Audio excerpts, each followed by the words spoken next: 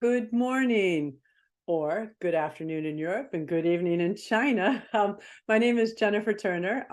I direct the China Environment Forum here at the Woodrow Wilson Center. If you're new to the Wilson Center, we were created in 1968 by Congress as a memorial to our 28th president. You know, we've been going strong since then. We're a nonpartisan, non-advocacy foreign policy think tank with around 20 projects and programs. And my project has been around for 25 years. I've been there for all but 2 of those years. But throughout, the issue of US-China climate cooperation has been a big part of our project.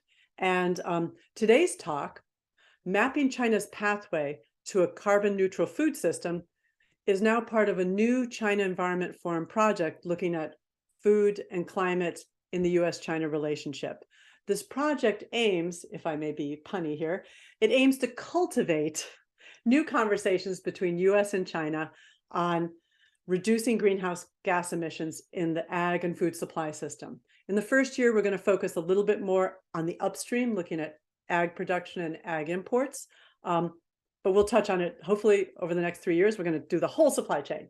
We're doing this project working in partnership with The Ohio State University, Innovative Green Development Program, Global Environmental Institute, and China Dialogue and Sustainable Asia are also part of the team. So I've assembled my Avengers and we're going to start exploring. And today we're going to start off focusing heavily on China.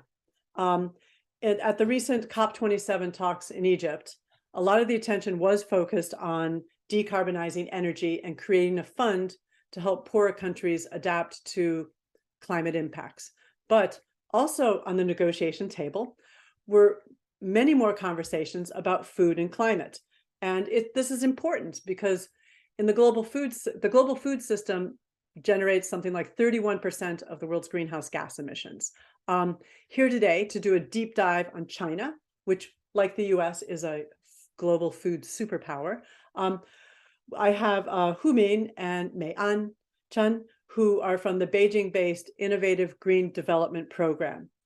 They're going to give us an overview of their new report, China's Agri-Food System and Carbon Neutrality.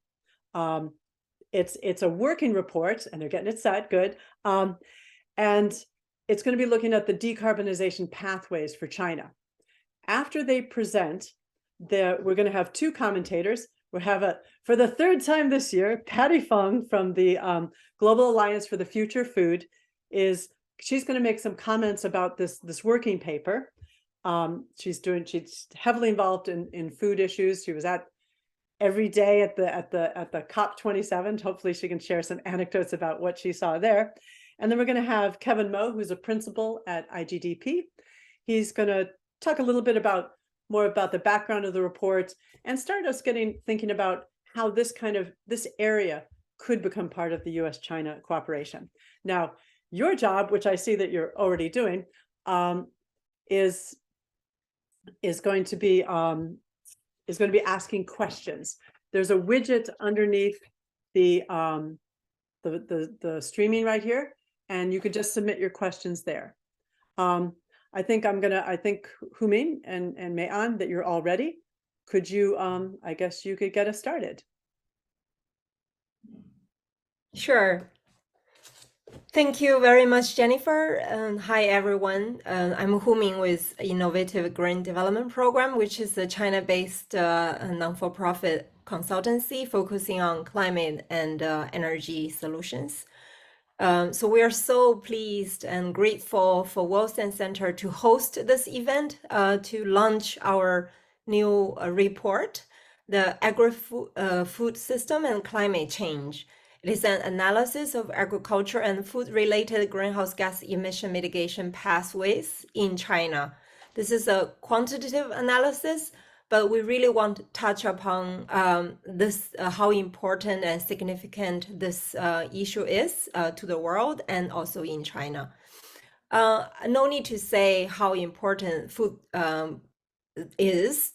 system is to the climate change mitigation and adaptation, because food production and climate change are closely linked, and the production and livestock management are exposed to significant climate risks at the same time.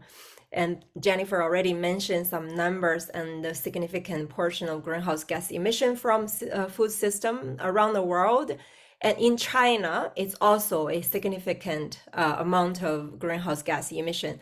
And it's also important to mention that everyone knows with the largest population of the world, food security in China is the single most important topic to the senior leadership and also for the future century. China is basically the largest food producer, consumer, and in some areas, some kind of specific food. China is also the very large exporter and importer. So China's action to respond to the food security and also the linkage between food system sustainability, and climate change is going to make profound impact to the global system. So why we do this study? We started this analysis almost 2 years ago. We realized a systematic approach to understand all activities associated with agricultural production, supply chain, and food consumption is very necessary. There are some analysis available for the global system, but there is not much quantitative analysis in specifically focusing on China. And as you all know, all the analysis are there, but they are segmented into different sectors such as agriculture, industry, transportation.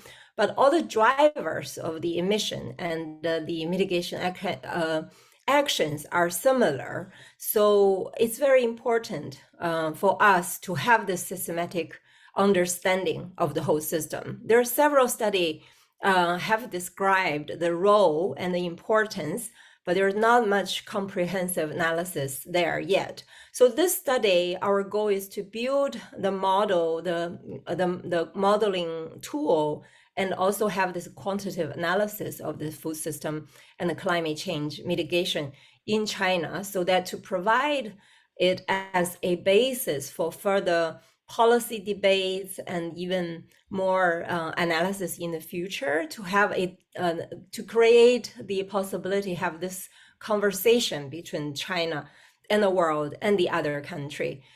So I will stop here, and now I'm very pleased to invite my colleague, Dr. Chen Meian, and the lead author of this study to present our findings, and we'll come back with some of the other policy recommendations. So this page, I just want to mention briefly that as Jennifer just mentioned, at COP27 in the past months, food and climate has been becoming a huge topic.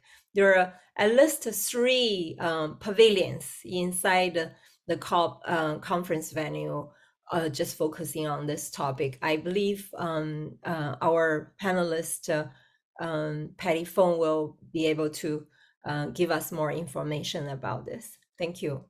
Meian, the floor is yours, please.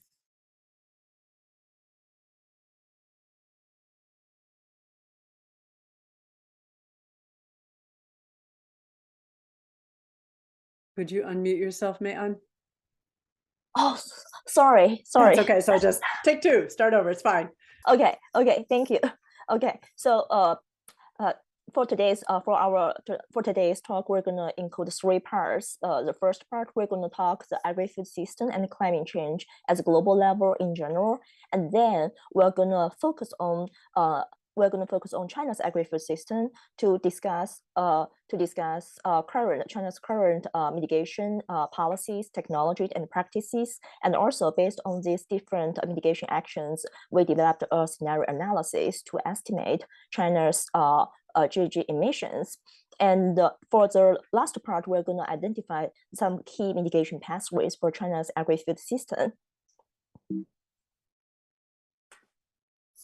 So the agri-food system and climate change actually are deeply interconnected. So a lot of climate shocks, as a lot of climate shocks such as drought, flooding, and also heat waves actually can make the agri-food system become more vulnerable.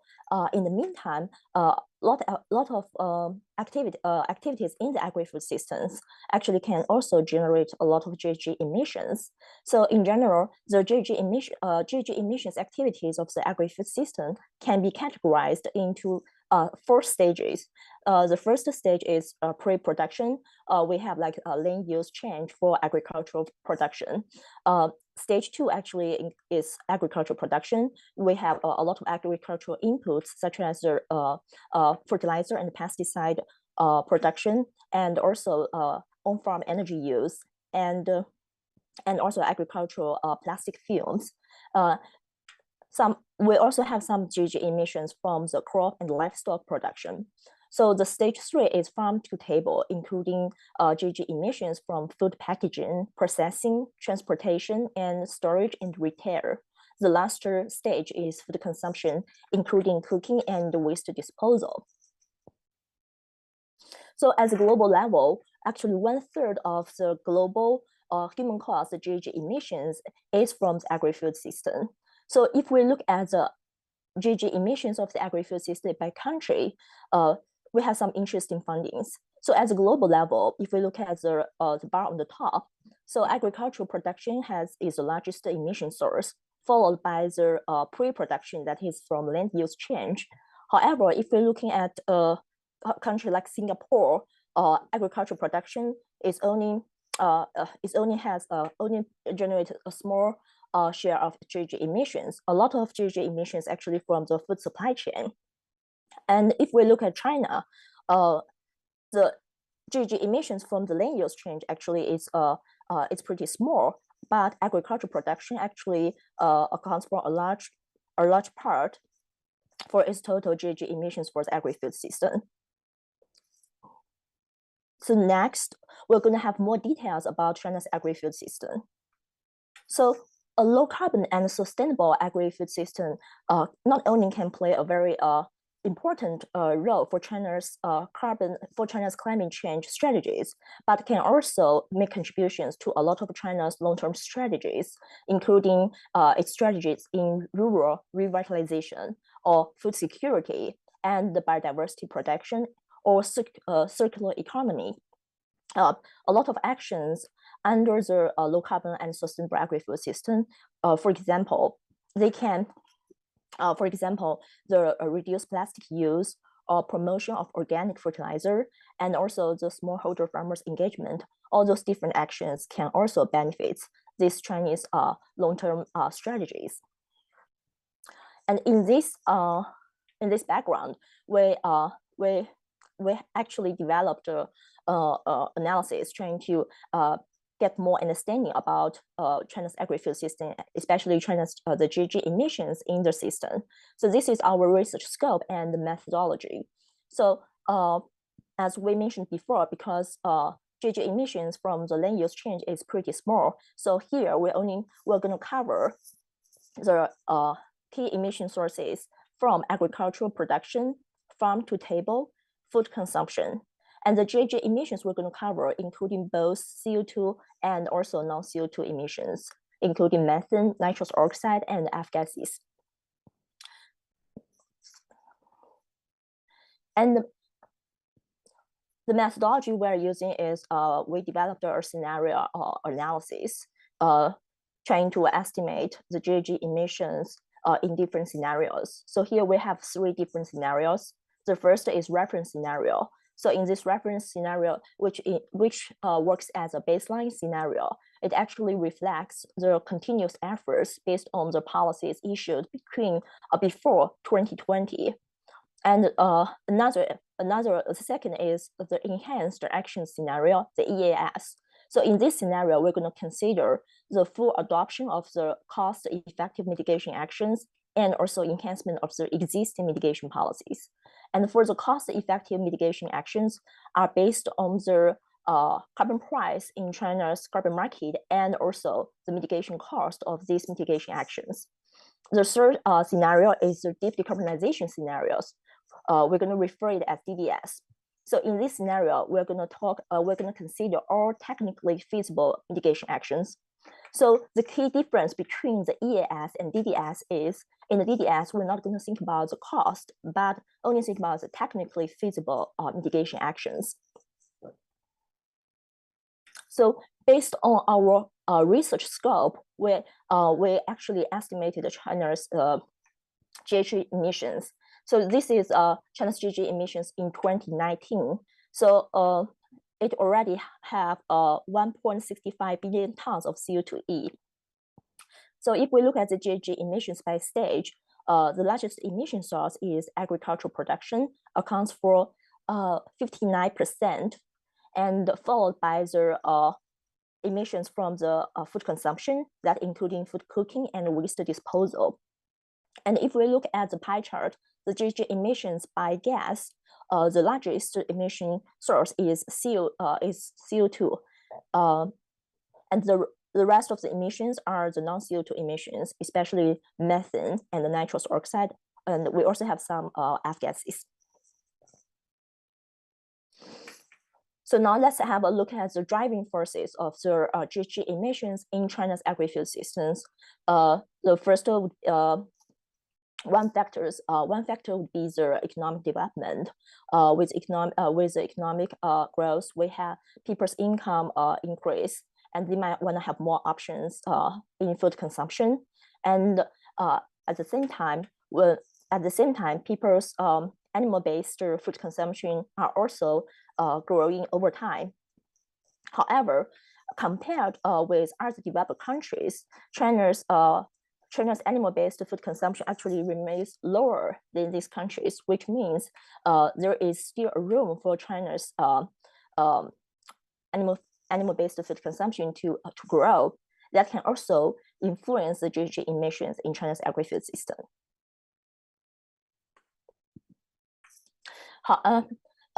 Here we're gonna have a look at the mitigation, different mitigation policies. Even those policies currently China actually already implemented a lot of policies. Even those policies actually are not designed to reduce greenhouse gases for the agri-food systems, but they can generate co-benefits for the GHG reduction in the system. A lot of policies actually are designed for environmental protection or air pollution reduction, or for the food security. So for example, in the agricultural production, we have this policy called Action Plan for Zero Growth of Fertilizer Use, and also for the zero growth of pesticides use. These policies actually are designed maybe for the environmental protection, but it can also reduce GHG emissions in the fertilizer and the pesticide production, and it can also reduce GHG emissions in the fertilizer use in the cropland. Another example is anti-food waste law. So China just passed this law last year, and this law actually was designed probably for food security, but by reducing food waste, that can also reduce GHG emissions in China's agri-food system. So in addition to these policies, we also have the first comprehensive agricultural climate change action plan. This policy can also benefit China's agri-food system. In this action plan, it actually listed a lot of priority areas China is going to focus on to address climate change in the agricultural sector. But in this action plan, it did not list specific quantitative targets for these priority actions. In addition to a lot of mitigation policies, we also see a lot of existing and emerging mitigation technologies and practices that have been working and can be that can be helpful for China's agri-food system. Some actually already being implemented by Chinese government. So, for example, we have policy to promote biogas recovery from livestock manure, and China have been providing subsidies to support biogas recovery in the agricultural sector. We also have, and another policy is the knowledge-based nitrogen management that can try to reduce the fertilizer use in the cropland. And also, the existing policy and existing practice also includes the conservation tillage. And in addition to these existing practices, we also have some emerging mitigation technologies that can be promoted in the future. For example, we have new technologies in the feed additives that can reduce methane reduction from enteric fermentation. Or we have like a policy, we have like technology in the low GWP refrigerants that can reduce a lot of F-gas emissions in the food transportation. So given those existing policies and also the different mitigation technologies and practices, we developed this scenario analysis. So in this three scenario analysis, in the three scenarios, we can see the greenhouse gas GHG emissions in China's agri-food systems are different. So under the reference scenarios, the GHG emissions will continue to grow, and in 2016, it's going to reach to 2.2 billion tons of CO2e. But under the enhanced action scenario, we can see the GHG emissions will gonna gradually decrease, but over time we're gonna increase a little bit, which means some the mitigation effects can be offset by the increased emissions in these scenarios. And in the DDS, we actually can see a lot of mitigation reduction. And now we can have more details about GHG emissions under the reference scenario. So in the reference scenario, the GHG emissions would likely to grow without further intervention. And if we look at the GHG emissions by stage, the agricultural production actually we're going to continue to grow.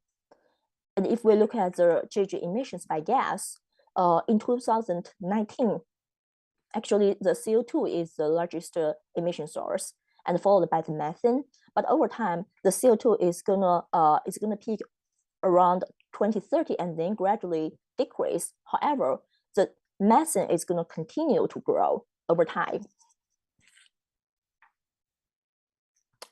Here we can have a look. Here we got some details about the mitigation potential in the EAS and in the DDS. So in both, so this is the mitigation potential in the EAS, and the right-hand side picture is the mitigation potential in the DDS. So in those two scenarios, actually, we can say a lot of mitigation potential actually are from agricultural production, that followed by food cooking, and also the food transportation. However, if we look at the GHG emissions in 2019 versus 2050 in the EAS and in the DDS, there are some interesting findings.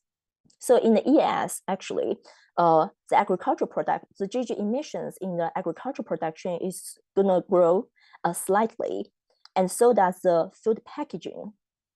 So which means we, even like in the EAS, there are still needs more action. This still needs more mitigation actions in these two stages if we are trying to reduce GHG emissions in China's agri-food system.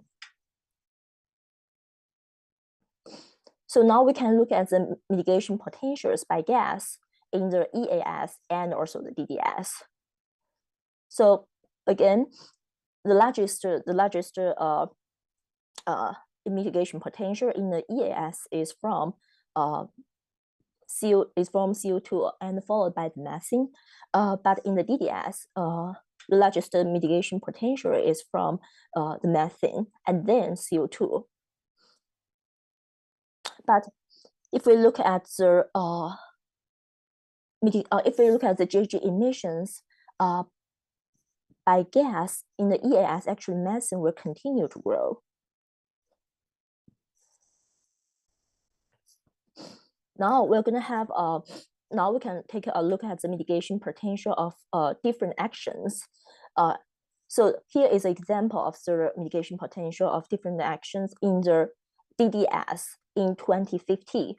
So in this chart, the bar on the top represents the reference scenario in 2019 and the reference scenario and the GHG emissions in reference scenario in 2050. And the bar at the bottom represents the GHG emissions in the DDS in 2050. So, and the bars in between actually represents mitigation potential for each mitigation action. So in this, the green parts are all represent mitigation potentials from the agricultural sector. So which means taking actions on the agricultural sector alone can only bring 37% mitigation potential. And if we want to get more mitigation potential, we also need to focus on the mitigation actions in the post-production stages. We also have a bar with pattern that actually represents the mitigation potential from the behavior change, but we didn't wanna emphasize this part because we think taking policy interventions to the behavior change at the individual level is pretty difficult. But again, it has a large mitigation potential. Based on our previous analysis, we summarized some priority actions for China's agri-food priority mitigation actions for China's agri-food system. So here I will just maybe talk about the top three. The first one actually is from the cooking, energy saving, and electrification. That actually has 13% mitigation potential in 2050. And the second is manure management. So this actually is also some measures we already China has been implementing for many years. So maybe by taking enhanced actions, China can bring more mitigation potentials. And the third priority action is the nitrogen fertilizer use reduction. The specific measures including conservation tillage and also the knowledge-based nitrogen management and slow release fertilizers. It can generate 10% mitigation potentials. So next is our policy suggestions. I will leave it to Huming. Thank you, Mayan.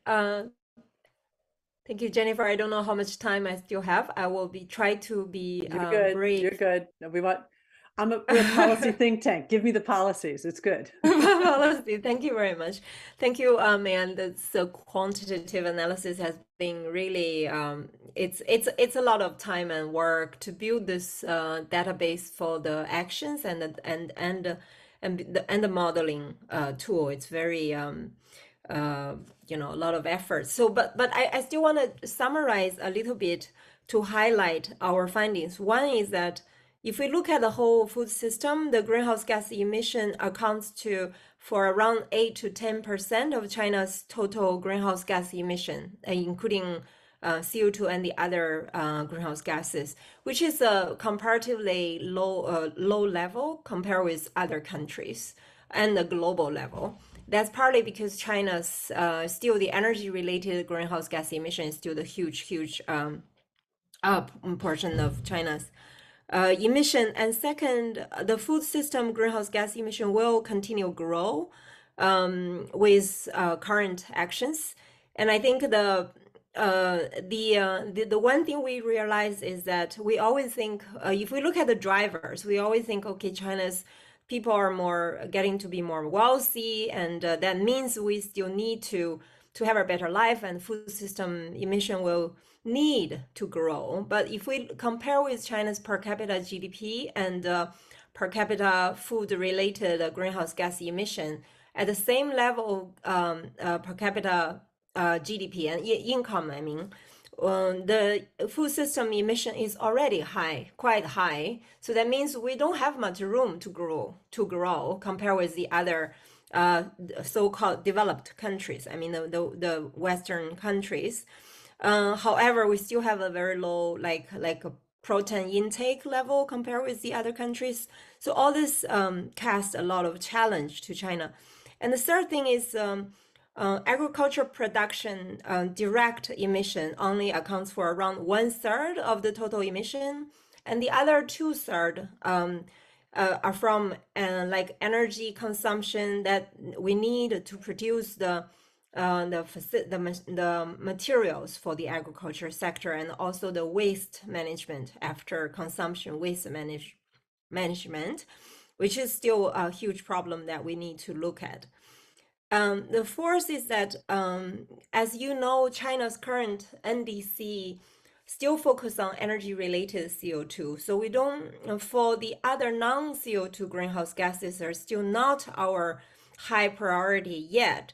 So we can say there is no comprehensive food system climate action developed yet. We have a lot of policy in place, but there is no one document including all the food system procedures, stages, climate mitigation actions. But however, China already have a lot of we call it green development actions that could lead to greenhouse gas emission mitigation from the food system. This green development actions refer to like the actions for agriculture sustainability. We call it green, like organic agriculture, for example. That refers to like actions to improve the soil quality, reduce the fertilizer using, reduce the food waste, and improve the energy efficiency of even agriculture production, like cooking, and reduce F-gas use for the cold chain system for the food delivery. All of this, they are not considered as the agriculture production mitigation actions, but they already contribute to around 70% of the mitigation potential in 2030. So only this part, to continue doing it well enough, is still very important. But for the other 1/3, mitigation potential, we still need to develop new policies to really focusing on the methane and the N2O reduction directly generated from agriculture production. So I think for the recommendations, I will just go through it very quickly, but I do want to mention when we think about this policy recommendations, we have to acknowledge the fact that food system is food system. It's not a climate system. So it's the food is in the center, people in the center. So when we talk about food system recommendations, we have to recognize it's very diverse. Sometimes the co-benefit, the so-called co-benefit, is more important than the climate mitigation benefit. The food security and safety is more important, I think. And also in some area, like the animal rights is more important. In some area, the rural economic prosperity is more important. So all of this makes the recommendations, it has to be very diverse, and in different stages, it focuses on different priority rather than simply focusing on climate priority. So this is the principles we want to acknowledge. So there are just 5 recommendations I want to go through very quickly. First is, yes, we do need to develop an integrated carbon neutrality strategy for agriculture and food systems so that we can look at it as a whole system. And second, the next page, man. I don't want to go into details. We have our report. I think people can read it. Second is establish a database. It's also very important. We don't have it yet, or I hope we have more similar analysis coming out in the future years from different groups, so that we can compare and we can improve our findings. And third, as I said, there are a huge amount of green development actions in place already. So optimizing this mitigation actions to be able to cover like more non-CO2 mitigation potentials and to cover more climate concerns of these actions will be very, very important. This is one of our main recommendations. And the fourth, of course, it's very important to develop new policies for promoting energy system decarbonization and also agriculture production mitigation.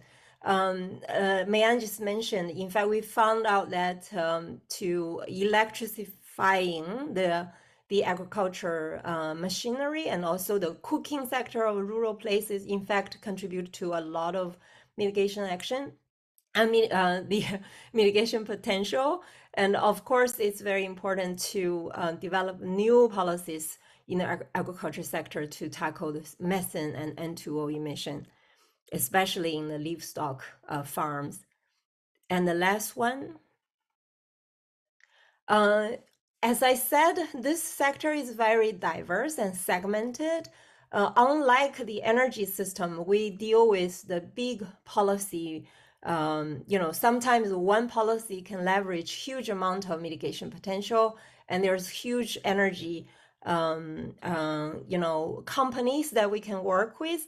But agriculture and food system, we have to deal with a huge number of farmers and even greater number of consumers, right? Everyone is a stakeholder. So innovations is very important.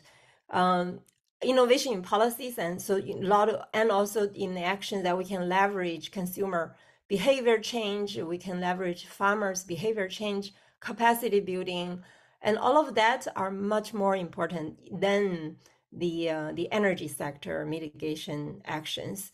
Like, for example, economic incentives. China is a country with a huge amount of subsidies to agriculture sector, but how we can optimize these subsidies to be able to promote green and low carbon actions in the agriculture sector will be a big challenge to us too.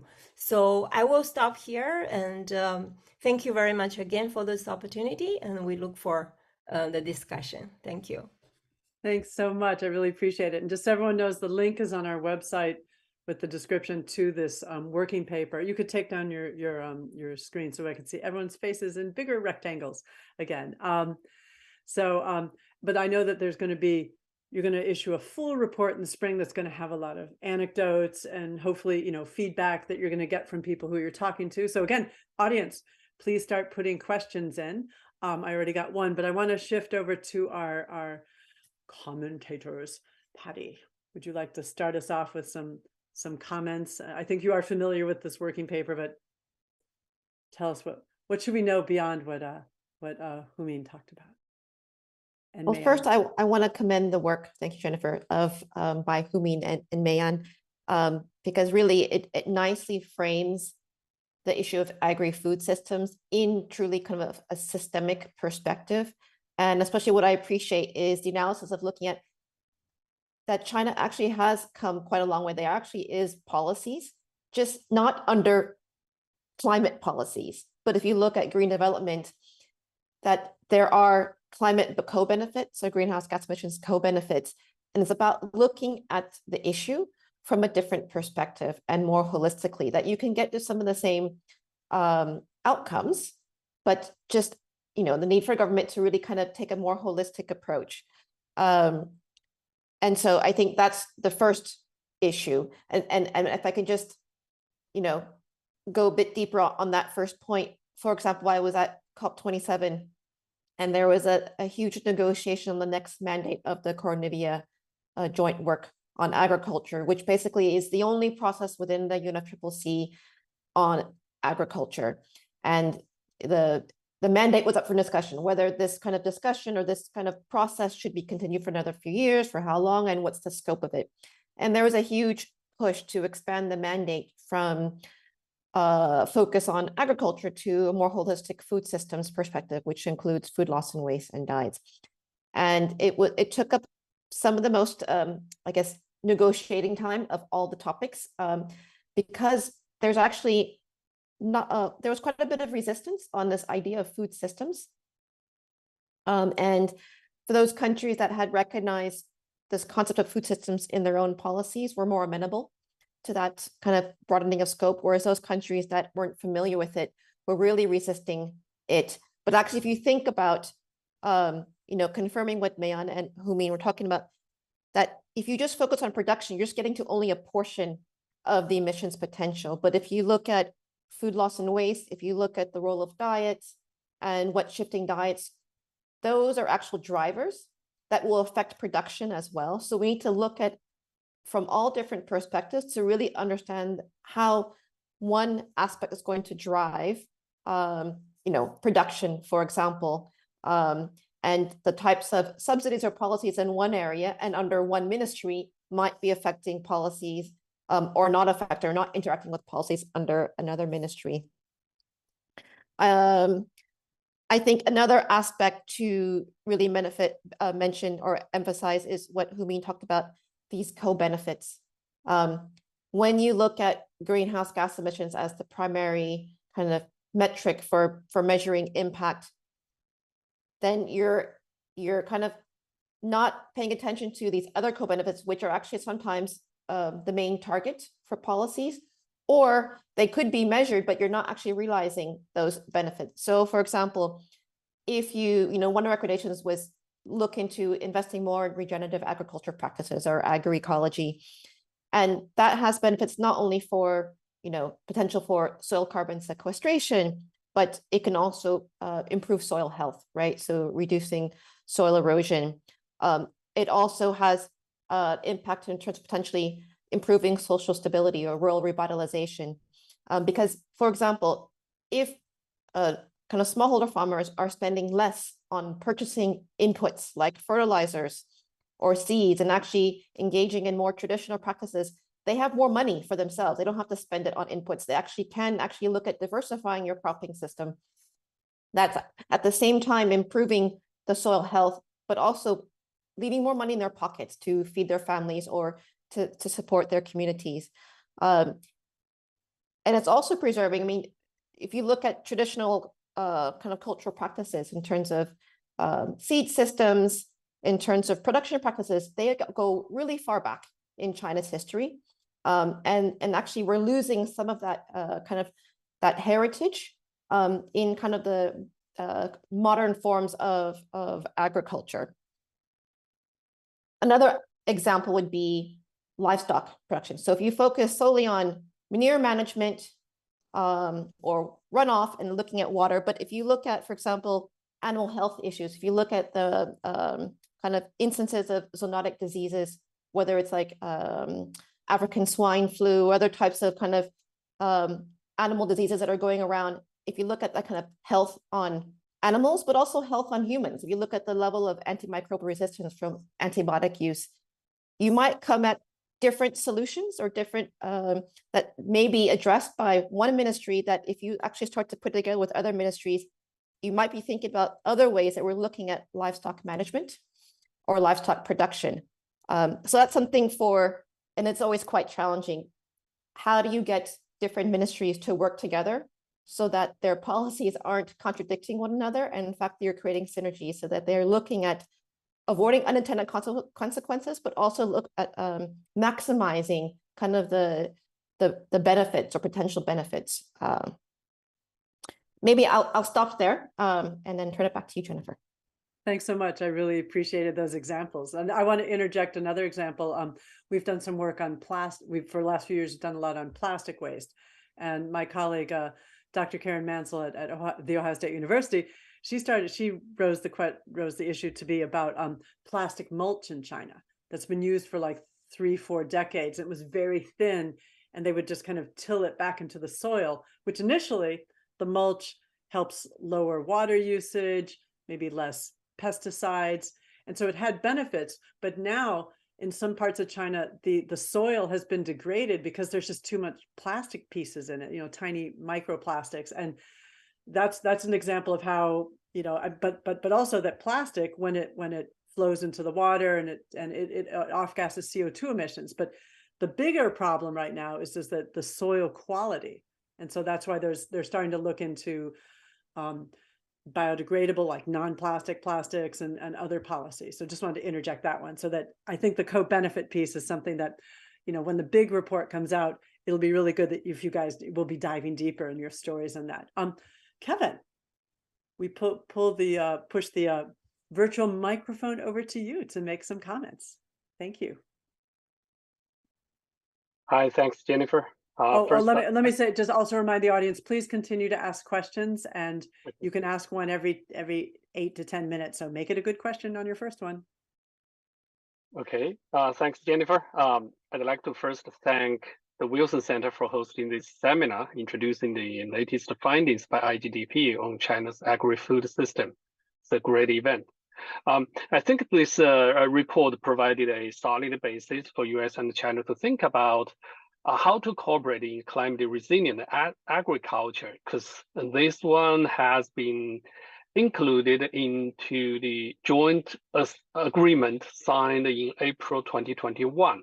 The both countries clearly showed interest in collaborating on climate resilient agriculture, but we haven't seen any concrete actions so far. So as we all know, relations between the US and China have been ups and downs, but one thing is clear, without climate cooperation between the US and China, the world can hardly move the needle.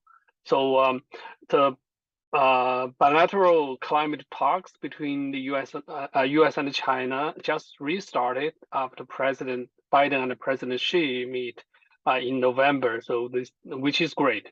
I think agriculture is a good area for US and China to cooperate, because agriculture is a tightly protected area in almost every economy, and there is a lot of trading actions and tradings between the US and China in agriculture. Also, we noticed the US Senate passed an act, which is S-1251, Growing Climate Solutions Act. That's like 22 verse 8, for trading carbon credits generated from carbon sequestration by farmers in the voluntary carbon market.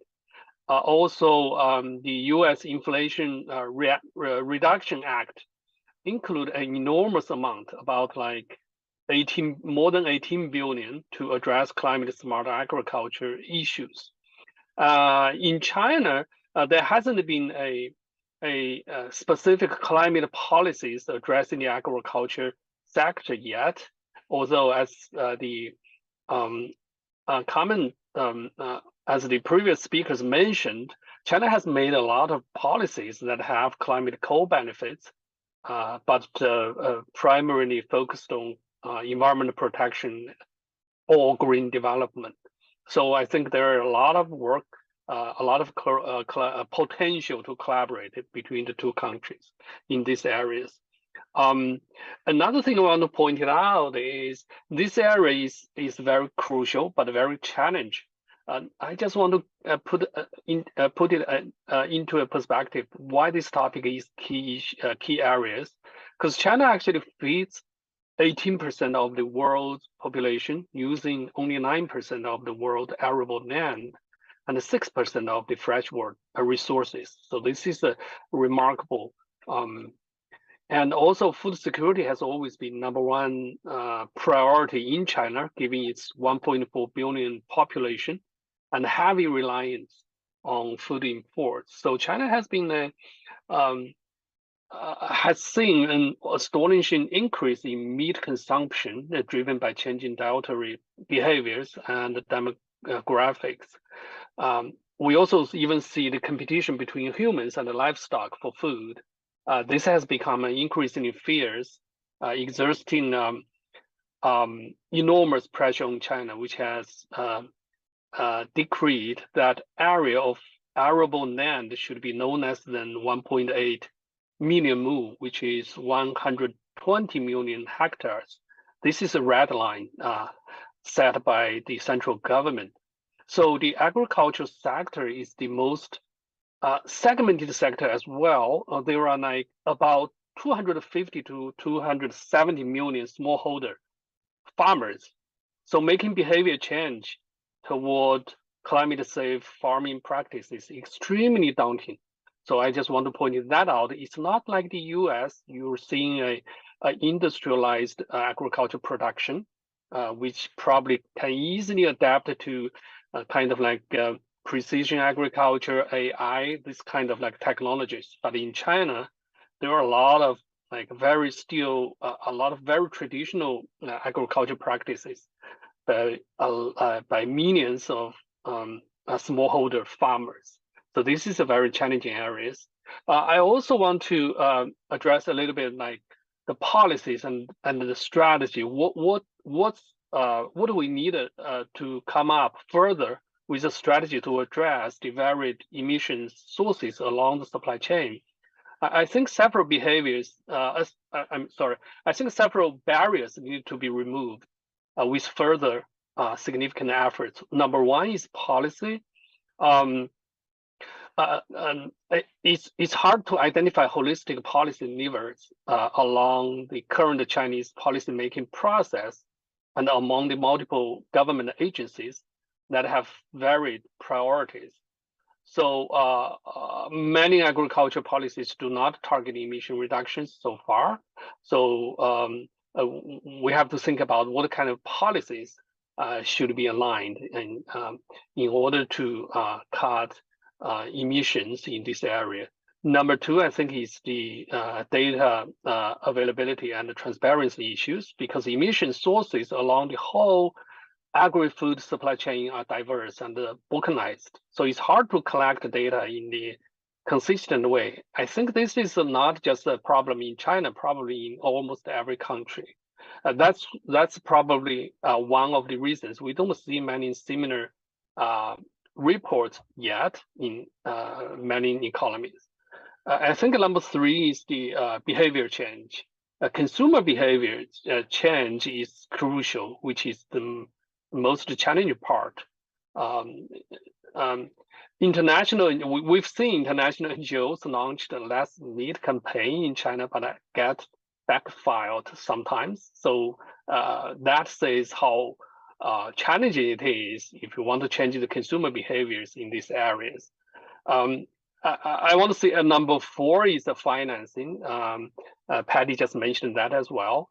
Along the agri-food supply chain, the top three mitigation this report has pointed out are like cooking energy savings, manure management, nitrogen fertilizer.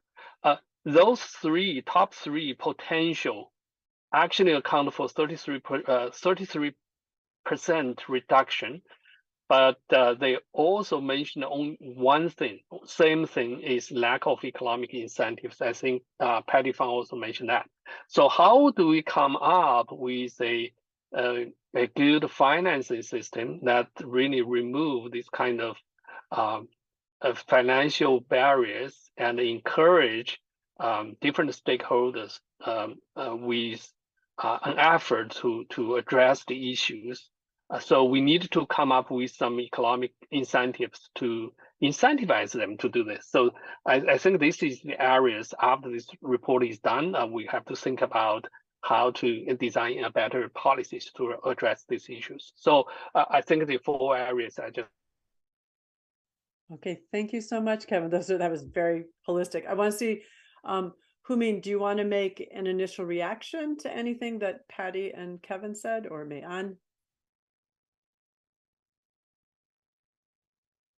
Sure. I would not reaction, but a little bit more additional information or explanation of the angle of the study. And then I saw Patty raise her hands, and maybe I'll give to Patty And so soon. we'll be succinct here because I do have a few questions that came in from the audience. Perfect. Okay, go ahead. So one is, I think we did not talk about diet change a lot, partly because when you do the modeling, diet change is it's not a intervention. It's not an intervention that you can measure clearly. It's a consequences, consequences of intervention, or it's a driver of the mitigation impact, and it's very complicated. But clearly that has a huge impact. But we did not highlight it for very complicated reasons, including what I said, and also is that we want to make it more. It's a personal choice sometimes. Like, for example, if I say, okay, I eat meat, but I don't drive. So the whole lifestyle change is very comprehensive and complicated, personal decisions. So I think it's we just don't want to distract from the core analysis of the other important findings. But again, I want to say diet change is very, very important. And second, I think for the barriers, there are some clear policy actions which might be able to give direct emission reduction. Is some of the like the market, for example, the energy using agriculture sector. So we don't have much there yet, but the policy on that area could be having a very quick impact. And I think some of the policy could be developed and have a huge leverage. And that's also quite important. I think I would just and the third thing I want to say is, I think in terms of the policy, we did, as Kevin just mentioned, there is this carbon mitigation and the sequestration for agriculture. That's a new regulation, or I mean new administrative order from the agriculture sector, which is like the newest document. We can see the direction that the government is trying to address it as a comprehensive approach, and emphasizing carbon sequestration seems very interesting to us. And it's not only mitigation, but also sequestration in future. Yes, I'll stop here. Thank you, Jennifer. Patty, please. Thanks. I also want to just make a comment on the diets kind of issue that Humin and Kevin talked about. So I think it is very challenging if you look at it from purely a climate or environmental perspective. Then it's, you're saying you need to change your diets for environmental reasons, but you could also look at the issue equally important from a health perspective, right? So China over the years has succeeded in decreasing the rate of undernutrition or malnutrition, undernutrition really, but malnutrition in terms of overnutrition or diet-related diseases is on the rise. If you look at the amount of consumption from foods high in salt, high in fat, high in sugar, ultra-processed foods, and even linked to meat consumption, if you go in terms of saying, well, actually, we need to look at dietary diversity, more whole foods, less highly processed foods, and you look at, traditional Chinese medicine, it comes from foods, and we need to kind of almost remind kind of the Chinese citizens of that kind of cultural heritage and the dietary diversity that exists still in the culture. And if you link it from that health perspective, it makes it a much stronger argument for the change, because then it becomes quite personal in terms of for yourself and for your family for that type of change. And there are policies that you can look at in terms of marketing and promotion. If you look at marketing promotion of processed foods, oftentimes it's not regulated. But if you start to look at, just like regulation of tobacco, you can look at how these types of foods are being promoted or regulate it. And that's a way for governments to get involved and start to shift that. I think having dietary guidelines by the Chinese government it's an important first step.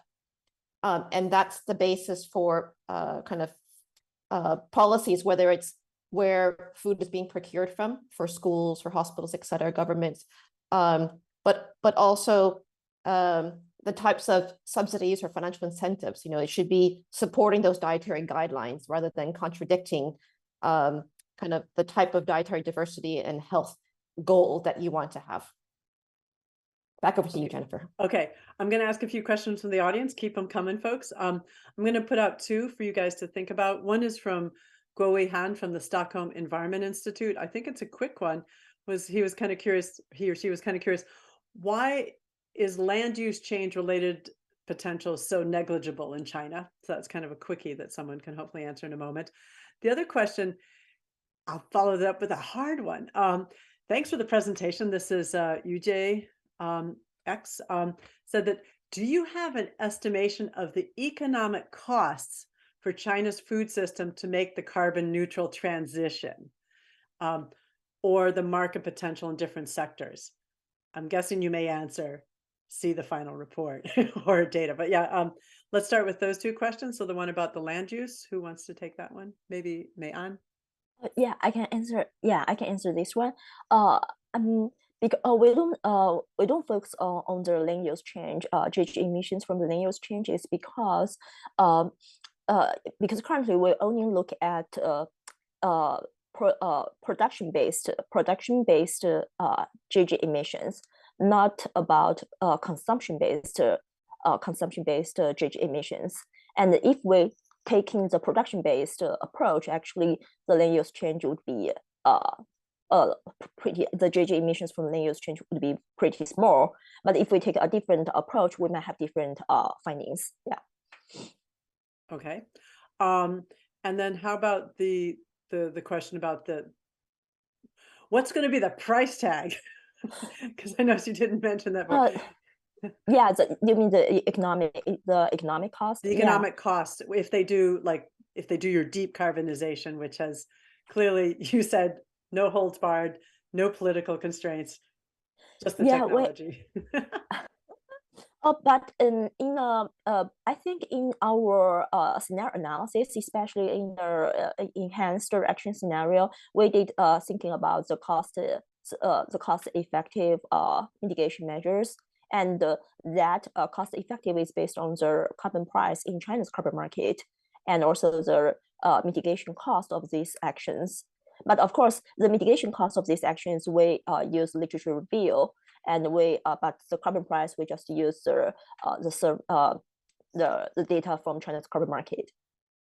But also, it's complex. Remember what Patty talked about, the co-benefits, right? I mean, those are yes, that's what makes this particularly messy. And I do appreciate also that Kevin did mention that we have millions and millions of small farmers. I mean, I think in the US our average farm is 444 acres, and in China it's less than one. Just keep that in mind. But I'm going to interject a question here about, because I think Kevin mentioned that, you know, the US has a big agri industry, but we have a new fellow at the Wilson Center who was talking to me recently and said that China's agri industry is also growing, and they could be a potentially important partner to help shape things as well. Is there anything you guys want to say about the China's agri industry, because it is growing? That is true. They are developing some new business models which try to establish a partnership with smallholder farmers in China. They have done a lot of work, help them to better use the modern technologies, and also better use the fertilizers, which means like use less, but increase the nutrient, use a knowledge of nutrient management in order for the soil quality, maintain the soil quality. So they have done that. They are doing that, but there's still a lot of challenges for them.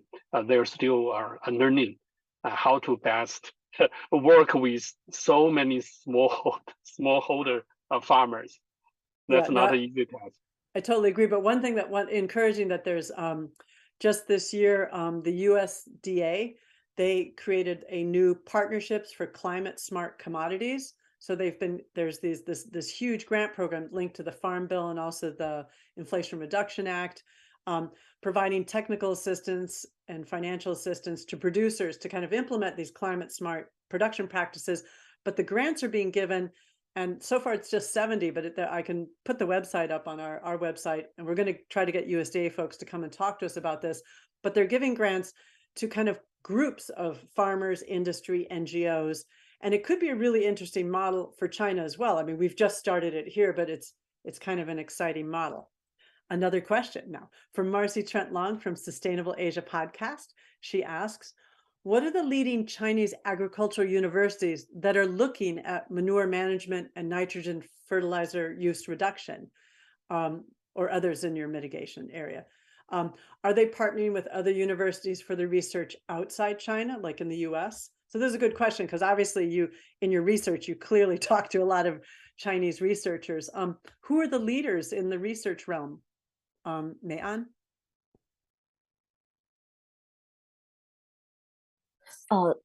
Sorry, you mean like the leaders in the universities? Are there universities or Chinese Academy of Science groups that are kind of leading this, that are doing work in the climate and ag space? Oh yeah, I think we have. Mei-an phrase, but I'll pick up this question. I think there are China University of Agriculture, that is one of the top university. And also there's the Chinese Academy Research of Academy. Yeah, Research Academy Academy of Agriculture Sciences, that's right. which is part of the Academy of Sciences of China. That is also the top research. And our co-author and reviewers are from that. And in terms of agriculture economics, that's the Renmin University. Right now it's called School of Environment, but before it's called School of Agriculture and Sciences and Environment. So protection. So that was the like one of the origin of the environmental sciences, but with the agriculture background. Professor Ma Zhong is the co-author. He was the dean of that school. And there's also a international academy that established within the Academy of Sciences in China, focusing on agriculture sustainability. It's under the UN UNESCO UN food what is that food and 粮农组织怎么说？ FAO, yes, with FAO. My point is there are a lot of collaboration. There is a small number of organizations focusing on agriculture economics and climate change implications. Specifically on the manure management, it's been a huge topic for China's water pollution management for a long time. So there are a lot of researchers working on that from a water pollution abatement perspective rather than a climate perspective. And that's why we always say optimizing those kind of actions, green development actions will be also important for the future. And the other cases is the small methane plants in the household methane plants program. That's been, I think that's part of a case picked up by the NDC assessment report led by Patty. That it's been decades in China. The primary goal before was to increase the energy access of the agriculture, the rural area. But it's also a huge effort to reduce the methane reduction from the waste, agricultural waste. I can add a little bit to that. There are a lot of good regional agriculture universities, very good in some of the specialty areas, like Nanjing Agriculture University, very good on soil quality and soil measurement, making a lot of national standards, and the Hunan Agriculture University as well. Also, under the Ministry of Agriculture, there are a lot of like government-affiliated research center, research institute. There is one specifically for manure, for cattle industry, including making policies for manure management. So there are a lot of like government-affiliated research institute in agriculture. Yeah. So great. So as I move this project forward, that Kevin, you guys will be my matchmaker to meet all these manure and all these researchers, because I Happy want to do that. again, I want to bring Happy. the U.S. and Chinese Yeah. side together.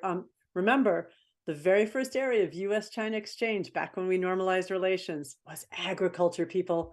Those exchanges stopped about after the Obama administration, and That's right. and then COVID also kind of knocked them down, but hopefully they can restart, because I think that would be, but climate was, to my knowledge, climate was never a huge part of the exchange, but I think there's big opportunities. Patty, do you, that's right, another question just came in, just briefly, from Kelly Wu, a Schwarzman scholar at Tsinghua University. What are some of the biggest assumptions you made in modeling of these scenarios? Assumptions that maybe make the data more uncertain. She's kind of wondering about the question that Kevin said, that there's a lot of scarcity in the data on agricultural supply chains. And I know we don't have a lot of time to go deep into it, but I mean, this is obviously a question you guys have been wrestling with. Mayan, do you want to take this one? Yes, we got all this emissions data. We got all this data from the public available data, available sources, especially from the National Statistic Bureau. There's a lot of like data, and for the emission factors, we use data from the different literature reviews. Yeah. And also, like as Kevin just listed, there are a lot of people doing this kind of research, and you guys clearly have pulled them in.